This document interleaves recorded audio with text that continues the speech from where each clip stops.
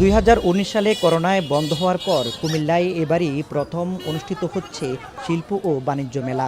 দীর্ঘদিন পর জেলা প্রশাসনের এই আয়োজন ঘিরে ব্যাপক উৎসাহ রয়েছে স্থানীয় ক্রেতা দর্শনার্থীদের মাঝে। তাই স্টেশন ক্লাবের মাঠে এই উপচে পড়া ভিড়। মাস জুড়ে এ মেলায় খাদি, বাটিক, কারু ও মৃৎশিল্পসহ দেশি বিদেশি নানা পণ্যের পসরা সাজিয়ে বসেছেন দেশের নানা প্রান্ত থেকে আসা দোকানিরা। রয়েছে মুখরোচক খাবারসহ শিশুদের বিভিন্ন রাইড। অনেক কিছু কিনছি, অনেক ধরনের অনেক সুন্দর সুন্দর জিনিস পাওয়া যায়। স্টলগুলো অনেক সুন্দর। চুলের ব্যান্ড কিনবো, জামা কিনবো, হাতের ব্রেসলেট কিনবো, অনেক কিছুই। বেচা কেনাও প্রত্যাশার চেয়ে ভালো বলে জানান বিক্রেতারা। তবে পণ্যের দাম ও গুণগত মান নিয়ে রয়েছে ক্রেতাদের অভিযোগ।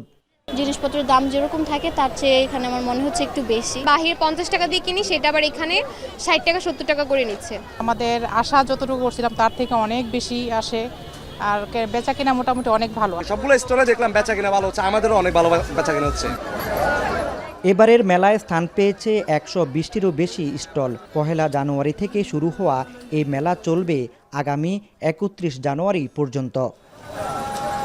মাসুদ আলম, এখন কুমিল্লা।